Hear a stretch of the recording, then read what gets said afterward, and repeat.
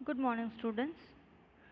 Yesterday we had seen about how we control fire and what are the main things which are required to have fire, or how can we control fire.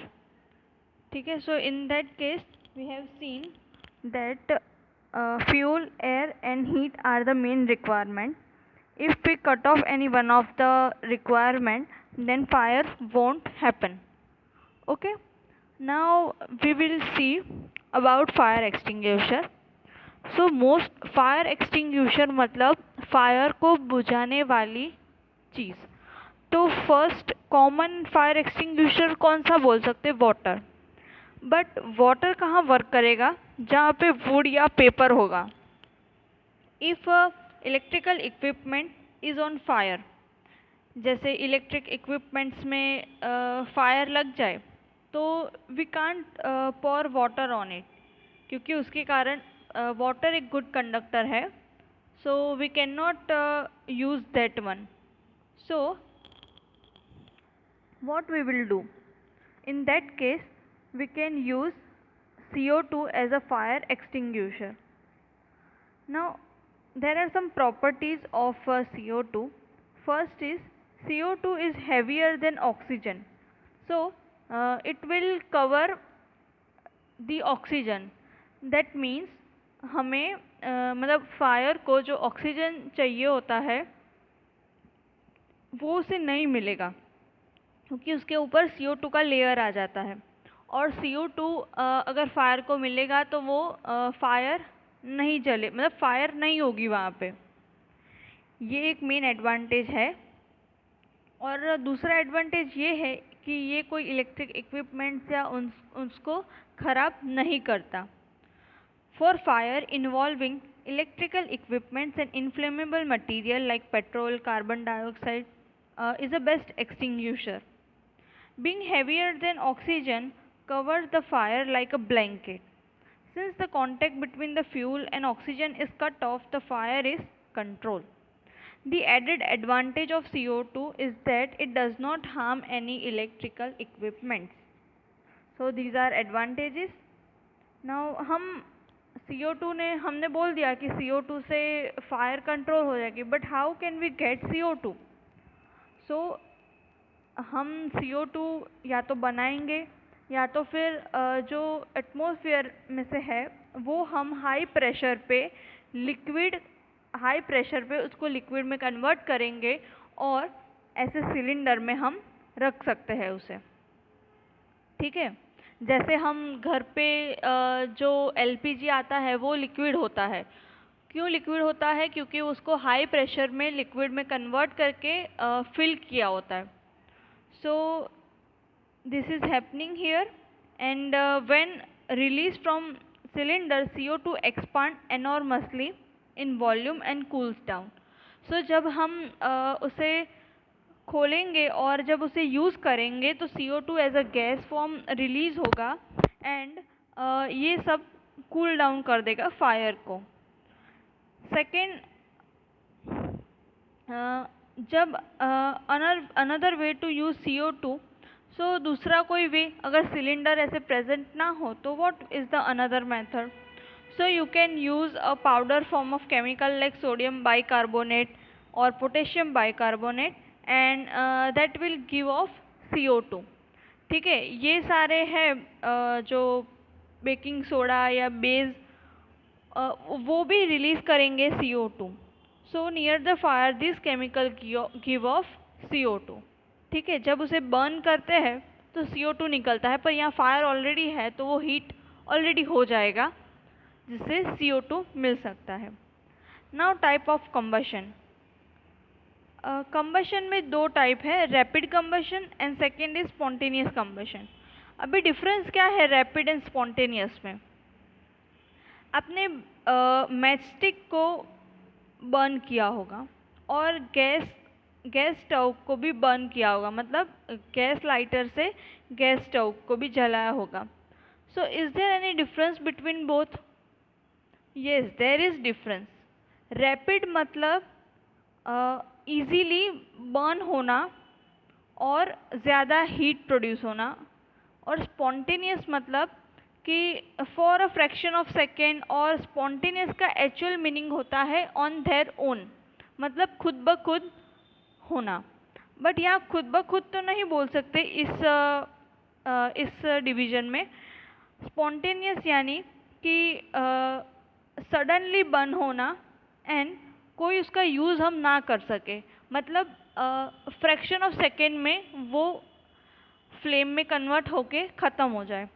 सो जो हमने gas stove की बात की वो easily हमने बस lighter लगाया and we have heat and light and we can use that. So वो हम combustion easily बना सकते हैं। So it is called rapid combustion. But जैसे मैच स्टिक है या फिर फायर क्रैकर्स है, वो सारे स्पॉन्टेनियस कम्बशन है। वो for the fraction of second के लिए ही होते हैं, ज़्यादा टाइम नहीं लेते वो, और हम उसका कुछ यूज़ नहीं कर सकते। अभी सपोज़ मैच स्टिक हमने जलाई तो क्या हम उससे खाना बना सकते हैं? नहीं, उतनी सी फ्लेम में हम खाना नहीं बना सकते। बट गैस स्टोव को अगर हम चालू करेंगे तो वो इजीली हमें फ्लेम तो मतलब गैस तो चालू हो जाएगा, पर उससे हीट भी प्रोड्यूस होगी, लाइट भी प्रोड्यूस होगी, और वो ज़्यादा टाइम तक रहेगा भी खरी। So in that case these two are the division.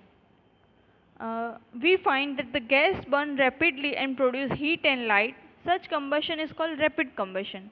There are substances like phosphorus which burn in air at room temperature. The type of combustion in which material suddenly burst मतलब जल के तुरंत खत्म हो जाना, into flames without application of any apparent cause is called spontaneous combustion. Spontaneous combustion को हम और दूसरा क्या बोल सकते हैं? सो जो कोल डस्ट होता है, अभी हमने कोल जलाया, उसके बाद थोड़ा बहुत उसका रेसिड्यू रह जाता है, तो जो उसमें स्पॉन्टेनियस कम्बशन होगा that will result into disastrous fire in coal mines, फिर फॉरेस्ट फायर। सो कई जगह पे फॉरेस्ट फायर होता है तो it is because of spontaneous combustion as well. तो कैसे होगा? अभी कोई फॉरेस्ट में गया है कैंप में एंड उन लोगों ने बॉन फायर किया, फिर उसको कम्प्लीटली उन्होंने एक्सटिंग्विश नहीं किया होगा, थोड़ा बहुत रेसिड्यू रह गया होगा वैसे का वैसे, और उस टाइम पे समर टाइम होगा, तो उससे हम कह सकते हैं कि स्पॉन्टेनियस वहाँ पे कम्बशन होगा और उससे फॉरेस्ट फायर के चांसेस बढ़ जाते हैं। सो this is spontaneous forest fire are sometimes due to heat of the sun or due to lightning से भी हो सकता है, क्योंकि उसमें भी हीट ही होता है इसीलिए। However, most forest fire are due to the carelessness of human beings. It is important to remember that the campfire must be completely extinguished before leaving a forest after a picnic or a visit. So we generally have fireworks on festival days. When the cracker is ignited, a sudden reaction takes place with the evaluation of heat, light and sound. A large amount of gas produced in the reaction is liberated. Such a reaction is called explosion. Explosion can also take place when pressure is applied on the cracker. So explosion किसे बोलेंगे? Firework में festival time पे हम use करते हैं, और जब हम क्रैकर जलाएंगे तो एक सडन रिएक्शन होगा, इंस्टेंट रिएक्शन हो जाता है वहाँ पे, और हमें क्या क्या चीज़ें मिलती है? Heat, light, sound, and last में गैसेस भी निकलते हैं जो बहुत अनप्लीजेंट स्मेल होती है उसमें। And such reaction are called explosion. Explosion दूसरी वे में भी हो सकता है, if we apply pressure on the cracker. So reaction spontaneous है बट हमें उसको बनाना तो पड़ेगा, तो स्पॉन्टेनियस बनाने के लिए दो चीज़ें ज़रूरी होती है, उसमें से कुछ भी उसे मिल जाए तो इट कैन हैव एक्सप्लोजन, या तो हाई टेम्परेचर या तो फिर हाई प्रेशर। ठीक है, now we are going to learn about flame, its part, which is the coldest और hottest part, then so we are going to learn about flame in detail. तो आपने LPG का flame देखा होगा, हम gas जलाते हैं तो उसमें ब्लू फ्लेम निकलती है और कैंडल जब बर्न करते तब येलो फ्लेम निकलती है. Why it is like that? So what is difference between this colour? और फिर आपने मैग्नीशियम फ्लेम जलाई थी, मतलब हमने मैग्नीशियम रिबन को जलाया था, तब उसकी भी फ्लेम नोटिस की होगी पिक्चर में कि वो वाइट कलर की थी. तो इसके सबके कलर्स क्यों इतने डिफरेंट है, उसमें रीज़न क्या है? सो मेन दो फ्लेम होती है, ब्लू एंड येलो. ठीक है. सो पहले मैं आपको यहाँ इस फिगर से एक्सप्लेन करती हूँ. जो गैस स्टव वाली फ्लेम होती है वो ब्लू होती है. इट मीन्स इसमें प्रॉपर कंबशन हुआ होता है, मतलब इसमें ऑक्सीजन अच्छे से उसको मिला है जिससे प्रॉपर बर्निंग हुई है, and it is good flame we can से.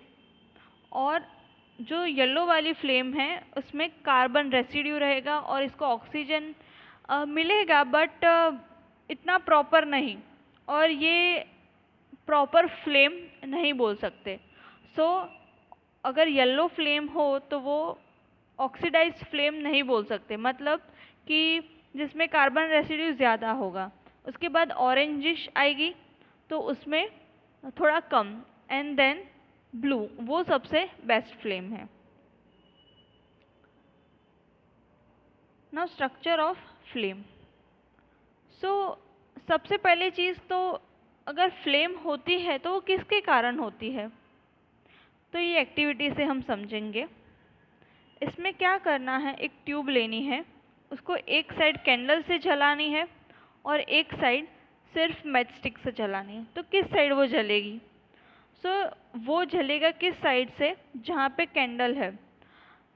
तो ऐसा क्यों कि कैंडल की साइड है वहाँ से ही जली, मैचस्टिक के साइड से नहीं जली?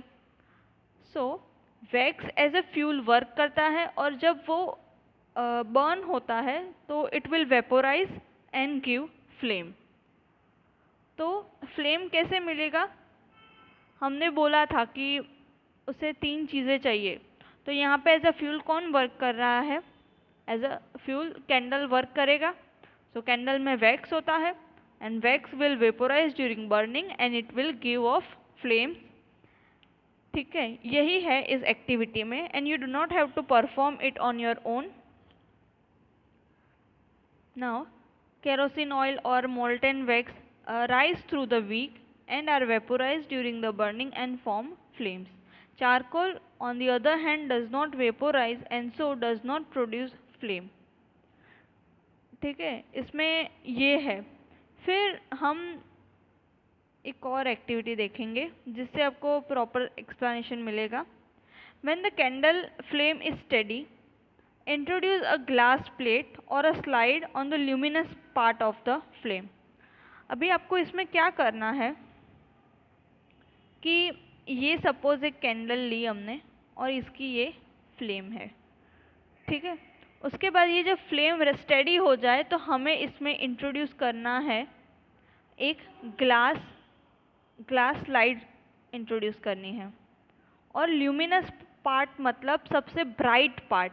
ब्राइट इसमें कौन सा होगा? येलो वाला पार्ट, और वो हमेशा उसकी टिप पे होगा. सो वहाँ पे हमें इसको स्लाइड को रखना है. तो होगा ये कि जैसे मैंने आपको बताया कि उसमें कार्बन रेसिड्यू ज़्यादा रहता है, तो जब ये हम जलाएंगे तो उसमें यहाँ पे ब्लैक स्पॉट क्रिएट होगा. ठीक है, सो इस पे से हमें पता चलता है कि इसमें कार्बन रेसिड्यू रह गया है. अभी हम सेकेंड एक्टिविटी करें. सेकेंड में कि एक कैंडल ली वापस, उसकी फ्लेम है और उसमें जो ब्लूइश या डार्कर पार्ट है जो यहाँ पे मिडल पे होगा, वहाँ पे हमें एक स्लाइड को इंट्रोड्यूस करना है ऐसे बीच की साइड. तो ये प्रॉपर इसकी बर्निंग होगी तो हमें यहाँ पे कोई कार्बन रेसिड्यू नहीं मिलेगा. सो इस पे से हमें क्या एक्सप्लेनेशन मिलता है मैं अभी वो समझाऊंगी. यहाँ पे दिखाया गया है कि यहाँ पे ऐसे ब्लैक स्पॉट क्रिएट हुआ. circular blackish ring is formed on the glass plate. It indicates the deposition of unburned carbon particle present in the luminous zone of the flame. ठीक है. Hold a thin long copper wire just inside the non-luminous zone of flame for about 30 second. अभी उसको inside non फ्लूमिन मतलब मैंने बोला darker area में आपको ले जाना है. So what will you notice? हम इसका जो पार्ट्स एंड वो हैं वो अब नेक्स्ट लेक्चर में पढ़ेंगे. तब तक आपको इतना ही याद रखना है. Thank you.